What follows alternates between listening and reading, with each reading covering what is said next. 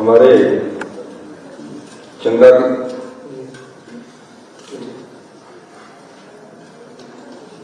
चंबा के विधायक नीरज नायर जी, additional chief secretary ओंकार शर्मा जी, श्रवण मानसा जी, प्रशांत सकेत जी, हरकेश कंवर जी, प्रिंसिपल सेक्रेटरी,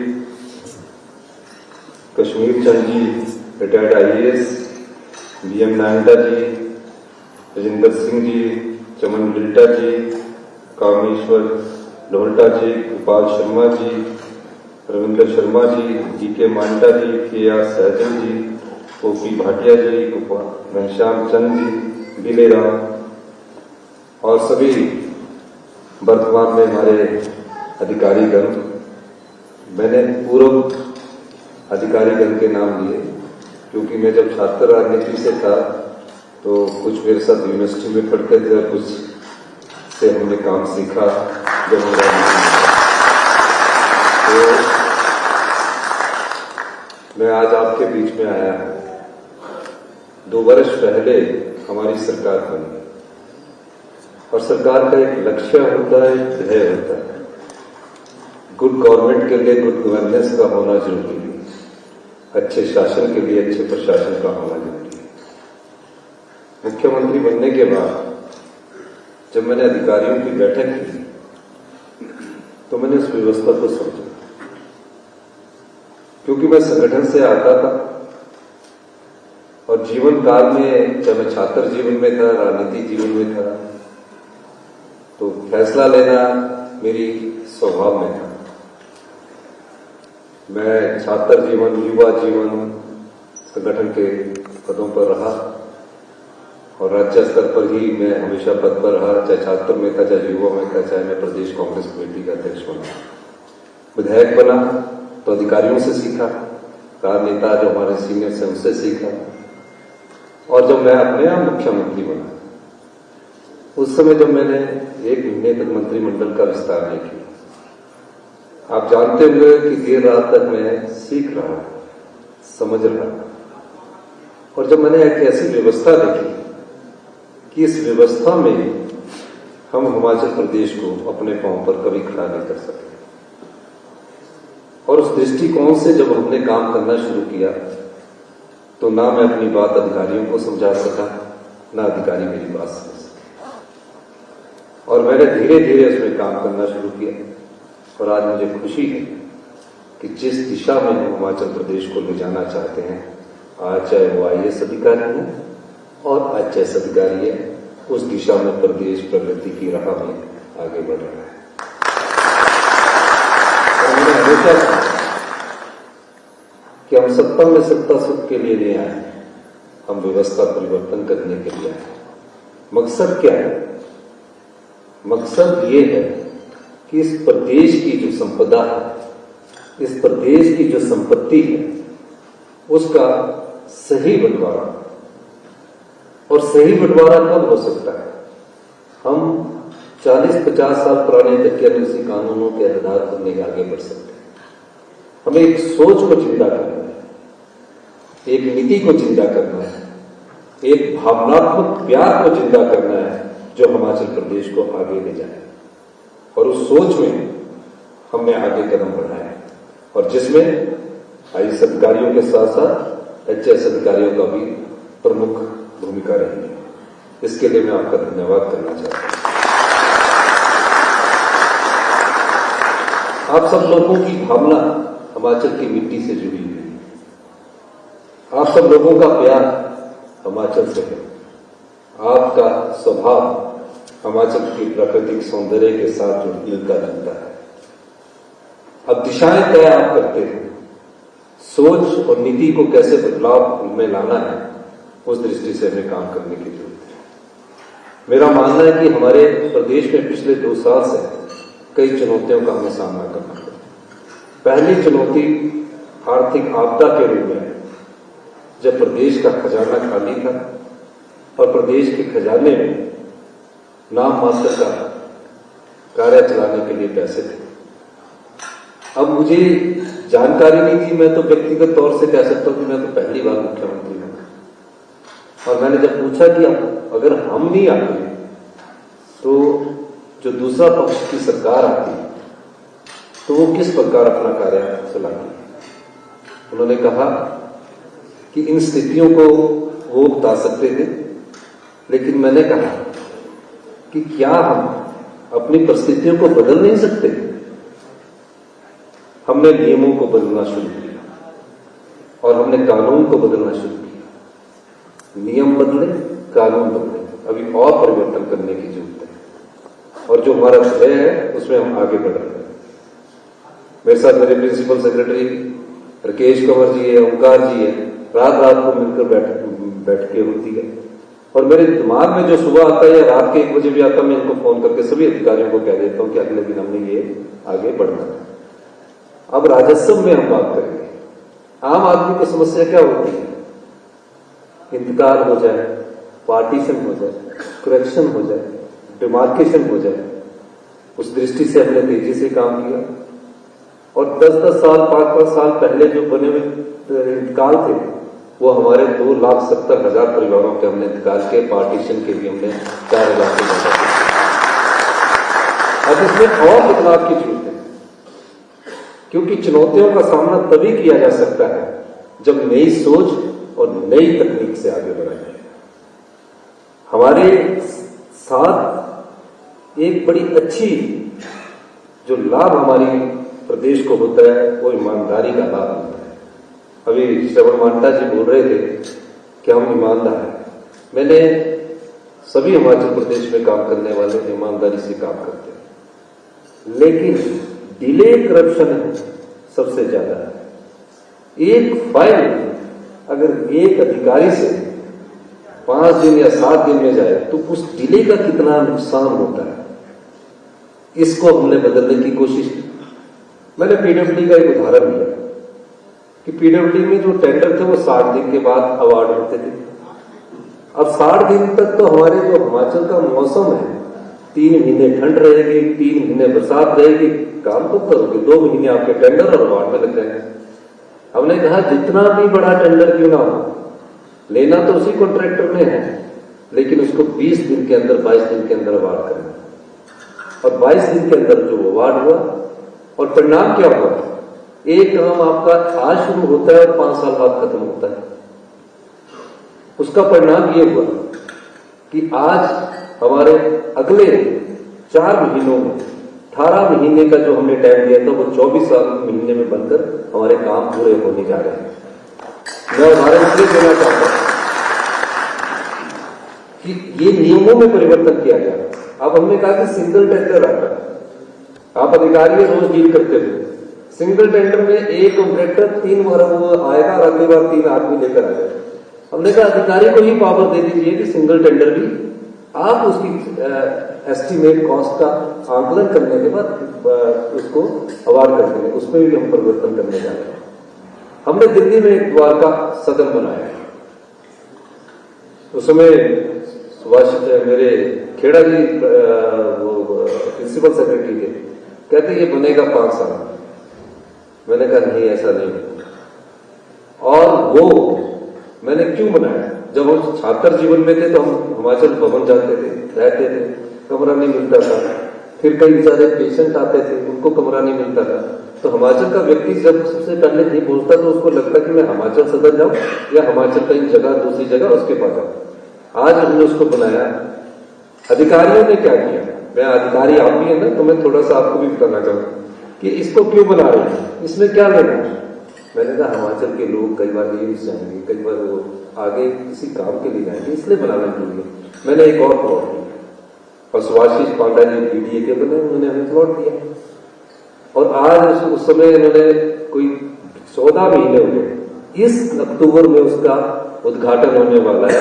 24 महीने में 130 कमरे स्टूडेंट्स के लिए अलग से उनको बनकर तैयार हो गए। मैं खुद उसकी विजिट कर रहा हूँ, मॉनिटरिंग कर रहा हूँ। कई ऐसे प्रोजेक्ट है जिसको हम स्पीड अप करना चाहते हैं। तो नियमों में परिवर्तन करके आर्थिक आपदा के बाद भी हम आगे बढ़ सकते हैं। इस प्रदेश में राजनीतिक आपदा भी है। मैं आप सब लोगों का भी धन्यवाद करना चाहता हूँ, जनता का भी धन्यवाद करना चाहता हूँ। हम 34 से 40 में पहुंचे। उस चुनौती का भी हमने सामना किया आप लोगों के आशीर्वाद से। तो ये अब हमारा जो प्रदेश है इस वर्ष के अंदर, आपने मेरा 25 जनवरी को सुना होगा, थोड़ा चुनौतियों में रहा है, लेकिन क्या इन चुनौतियों से लड़ने की जो आत्मविश्वास हम में है, हमारे अधिकारियों में भी होना चाहिए। हम इन चुनौतियों को पार कर सकते हैं। और जिस आत्मनिर्भर हिमाचल की हमने परिकल्पना की है, कोई दो राय नहीं है कि हम 2027 में उस आत्मनिर्भर हिमाचल को पार कर लेंगे। और मैं इसलिए कह रहा हूं क्योंकि मैं सभी बैठकों में जानता हूं, और 2032 में आप बड़े गर्व से कहेंगे कि मैं हिमाचल प्रदेश से आया हूं, उस प्रदेश से आया हूं जो हिमाचल प्रदेश हिंदुस्तान का सबसे समृद्धशाली और अमीर राज्य है। ये कहावत नहीं रहेगी, ये सत्य है। आज से मैंने जब पाया हिमाचल प्रदेश की इन्वेस्टमेंट ड्रेन हो रही है, उस ड्रेन इन्वेस्टमेंट को हम रोकना चाहते हैं। हमें बत्ती क्या देता है, हमें हाइड्रो प्रोजेक्ट क्या देता है, हमें टूरिज्म क्या देता है, हमें कौन से इंडस्ट्री को हिमाचल प्रदेश में लाना है, कौन सी इंडस्ट्री हिमाचल प्रदेश के लोगों के स्वभाव के साथ होनी चाहिए, उस पर स्टडी की। हमने पाया बत्ती में हम एशिया का सबसे बड़ा हब है। जीएसटी कितना आता है? महज 100 करोड़ रुपए। हम देते क्या है? हम देते 2000 करोड़ रुपए की सुविधाएं देते हैं, और हम लेते क्या है? तो हमने उस चीज को चेंज करना शुरू किया। भारत सरकार से चैलेंजिंग मोड पर हमने 2 प्रोजेक्ट लिए, मेडिकल डिवाइस पार्क और बल्क टैंक पार्क। अब हम उसमें 1000 बीघा जगह दे रहे हैं, 3 रुपए पर यूनिट बिजली देंगे, मुफ्त में पानी देंगे, और 1 रुपया मीटर के हिसाब से जगह देंगे। अगर 1000 बीघे की कीमत भी आप लगा लीजिए तो करोड़ों रुपए होती है। हमने उसमें भारत सरकार को कहा कि आप अपना 30 करोड़ रुपया पकड़िए, हम इस प्रोजेक्ट को खुद वर्क करेंगे। उसी तरह बल्क टैंक पार्क की बात, तो हमारा इन्वेस्टमेंट रेट किस रूप में होगा?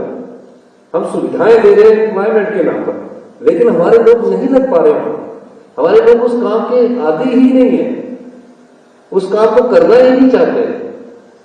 तो हमने उस व्यवस्था को परिवर्तित करना शुरू किया, और मुझे खुशी इस बात की है कि हमने जो सोचा उसमें हम आगे बढ़े, और हमारे प्रयास रंग लाए, और उसमें सबसे ज्यादा योगदान अगर किसी का है तो आप अधिकारियों का है। इसके अलावा प्रदेश की 5 इंडस्ट्रीज को आइडेंटिफाई किया गया, हाइड्रो को, टूरिज्म को, डाटा स्टोरेज को, फूड प्रोसेसिंग को, और हॉर्टिकल्चर को और एग्रीकल्चर को। हमारा बजट, आप पहला बजट देखिए, आप हमने ग्रीन स्टेट की बात की है। ग्रीन स्टेट किस सोच से कही गई? ग्रीन स्टेट बनाने के लिए क्या जरूरत है, और हम ग्रीन स्टेट क्यों कह रहे हैं? हम लंग्स ऑफ नॉर्दर्न इंडिया कहलाते हैं। जो ऑक्सीजन नॉर्दर्न इंडिया में जाती है वो हमारे पास जंगल है, उससे जाती है। अगर हम अपने प्राकृतिक सौंदर्य को बेचना चाहते हैं, अपनी स्वच्छ वायु को बेचना चाहते हैं, तो हमें उसके लिए ग्रीन नीतियां लानी पड़ेगी। आज उसी इंडस्ट्रीज में, उसी बत्ती इंडस्ट्रीज में हमसे बिजली ग्रीन मांगी जा रही है, और उसके लिए वो 7 से 8 रुपया पर यूनिट रेट देने के लिए तैयार है। तो इस दिशा में जब हम आगे बढ़ेंगे तो हम कह सकते हैं कि हमारी स्टेट में जो पोल्यूशन लेवल है वो बहुत कम है, हम उसको बेचना चाहते हैं। हाइड्रो में हमने क्या किया? उस समय हम गरीब प्रदेश थे, गरीब एनटीपीसी, एचजेवीएनएल हमने प्रोजेक्ट बनाए।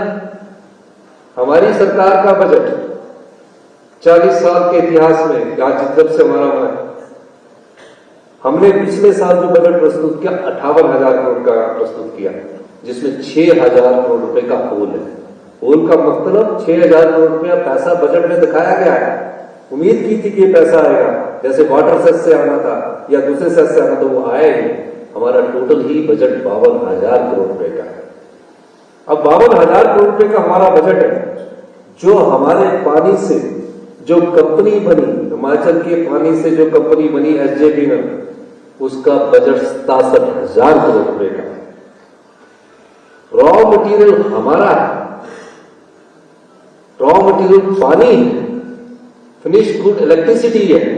रॉ मटेरियल की कीमत कभी नहीं बनेगी जब बिजली बनेगी, क्योंकि वो तो भगवान जितना पानी बरसाएगा उतना ज्यादा हमारे को बिजली पैदा होगी। लेकिन हमें क्या मिल रहा है? हम उस अधिकार की लड़ाई भी लड़ रहे हैं कि हाइड्रो में हमारा रॉ मटेरियल है, थर्मल वाले में जाओ, ट्रांसपोर्टेशन पड़ेगी, सेसेस पड़ेंगे और कॉस्ट ऑफ इलेक्ट्रिसिटी बहुत महंगी पड़ेगी। मैंने तेलंगाना गवर्नमेंट से अभी समझौता किया, मैंने उनके मुख्यमंत्री से बात की। हमारा उन्होंने जो हमने नीति बनाई है 12, 18, 30 और 40 साल बाद हिमाचल के लोगों को वापस मिलना चाहिए, उस पर उन्होंने हमसे एक्सप्रेशन ऑफ इंटरेस्ट शो किया। ऐसे ही हम प्रोजेक्ट से अपने आप को सेल्फ रिलायंट बनाने की दिशा में आगे बढ़ेंगे। तो ये चीजें आप, इन चीजों के कर्णधार और सूत्रधार आप बनने वाले हैं। आप में कोई ऐसा मन में भावना नहीं आनी चाहिए कि आप कमजोर हैं, आप ताकतवर हैं, आप सरकार की ताकत है, क्योंकि आपका प्यार हिमाचल की मिट्टी से जुड़ा हुआ है और आपकी ताकत का अंदाजा आपकी सरकार को भी है।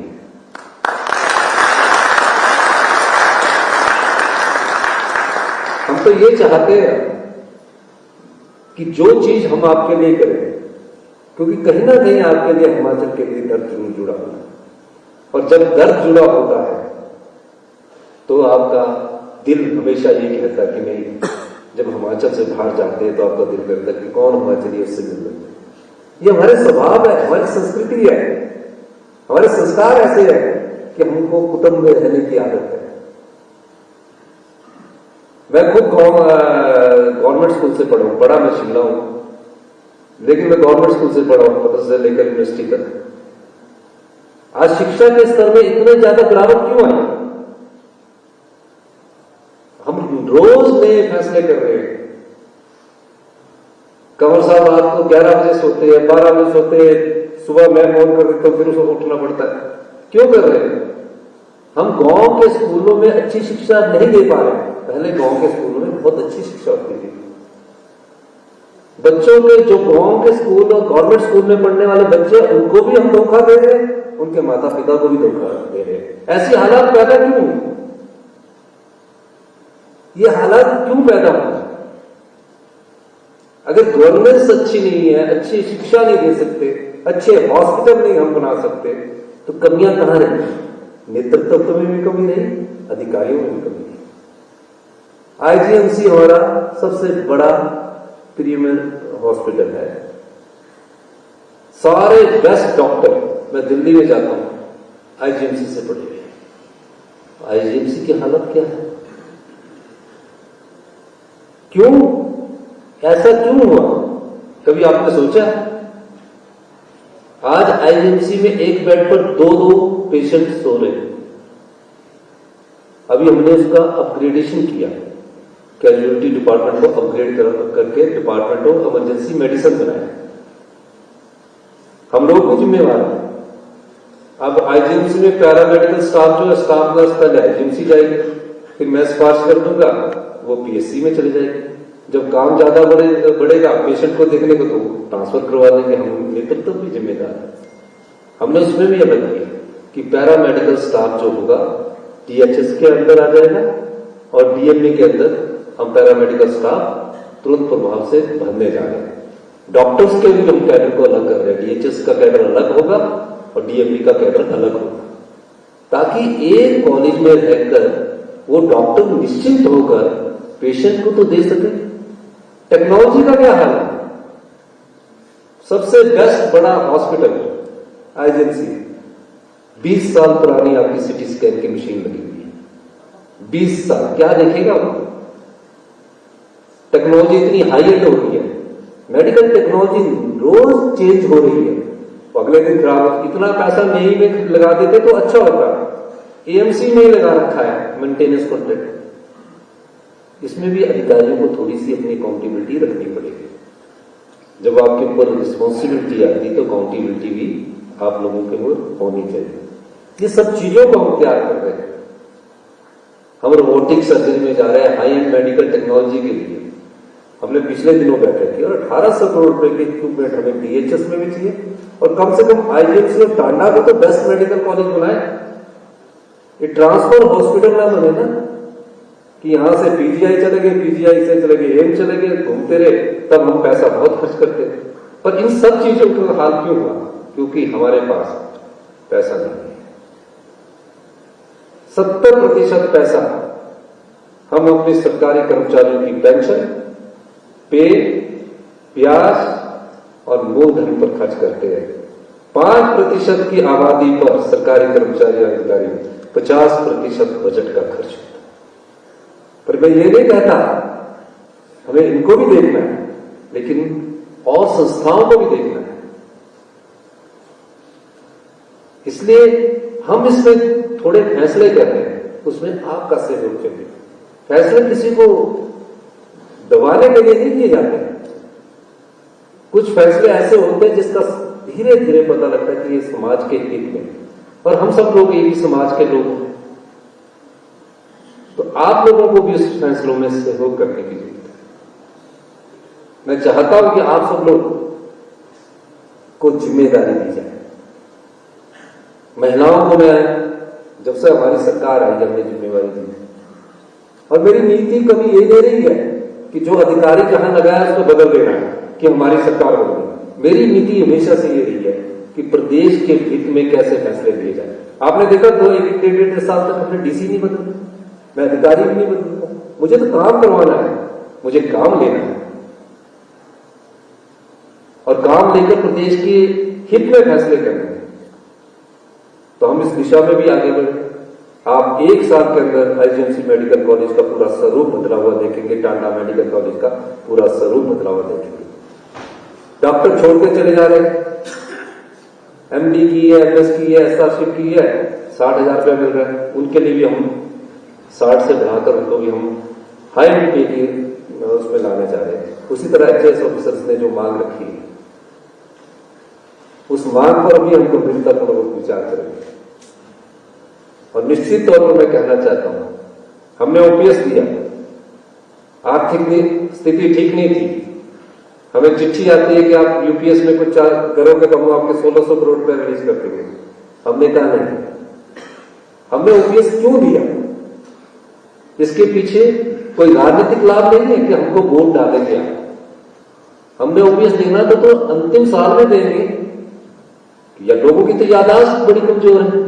4 दिन पहले ब्रेकफास्ट में क्या कहा उसके लिए दिमाग में आजकल सोचना पड़ता है, क्योंकि मोबाइल ने इतना दिमाग कमजोर कर दिया कि वो याददाश्त कमजोर हो जाती है। हमने इसलिए दिया कि आने वाले भविष्य में जो हमारे जो बुजुर्ग हैं उनको ये विश्वास हो, क्योंकि आने वाले जो बुजुर्गों का भविष्य वो बहुत बड़ी चुनौतीपूर्ण, ताकि उनको हर साल सरकार की तरफ से एक अश्योर्ड इनकम मिले और वो अपना गुजारा आराम से कर सके और अपने खर्चे का बंटवारा आराम से कर सके। 1600 करोड़ रुपए के हम पर कैपिंग कर दी गई लोन की, हम उससे भी नहीं घबराए। आपका अंशदान है, सरकार का अंशदान है ईपीएफ के रूप में 9,000 करोड़ रुपया पड़ा है।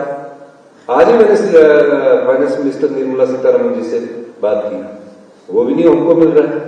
आपदा प्रदेश में आई, केंद्र की टीम आई, 9300 करोड़ रुपया इस सरकार का केंद्र की टीम ने डिसाइड किया, वो पीडीए ने आज तक नहीं मिला पोस्ट डिजास्टर नीड असेसमेंट। तो इसका मतलब हमने उन चुनौतियों से लड़ना नहीं है, लड़ना है और आगे बढ़ना है, पीछे हटने वाले हैं नहीं। और मैं तो अपना जीवन में चुनौतीपूर्ण संघर्ष करके ही आगे आया, और चुनौती को स्वीकार करना मेरे स्वभाव में है। हम लड़ेंगे और जीतेंगे। और जो मैं आपको कहना चाहता हूं, जो भी आपके साथ डिस्क्रिमिनेशन पाए जाएंगे उसको हमारी सरकार दूर करने का पूरा कोशिश करेगी, इसमें कोई दो राय नहीं। और एक बात मैं और कहना चाहता हूं, कुछ चीजें मंच पर नहीं बोली जाती है, कुछ चीजें मंच पर नहीं बोली जाती है। मांटा जी मेरे पास आए थे, जो आपके साथ ये 4/9/14 का जो आपका जो गैप का बात है, इसके लिए हम इसकी पूरी कमेटी में चाहूंगा कि इसकी रिपोर्ट बनाकर मुझे सबमिट की जाए। और जो प्रमोशन आपने एक बात बोली कि हमारे जो एसडीएम है उनको एक नई दिशा में हमने बिठाया, मैंने खुद फैसला किया मैंने खुद फैसला किया कि उनको थोड़ा सचिवालय के 4-5 महीने मिलने चाहिए। सचिवालय के 4-5 महीने मिलने के बाद वो सचिवालय की कार्यप्रणाली को समझेंगे और आने वाले समय में उनको सचिवालय में ही आना है। तो इसलिए अगर आपको प्रमोशन चाहिए, जो आपकी कमियां हैं, आपके मन में ये ना लगे कि मैं इससे कम हूं जबकि आप उससे ज्यादा काम करते हो, उन कमियों को दूर करने का दायित्व हमारी सरकार का भी है और हम इन कमियों को दूर भी करेंगे।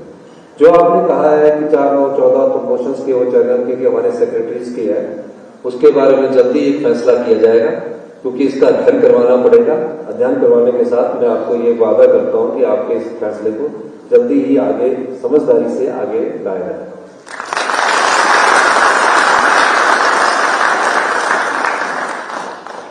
मैं तो खुद चाहता हूं कि महत्वपूर्ण पदों पर तैनाती दी जाए।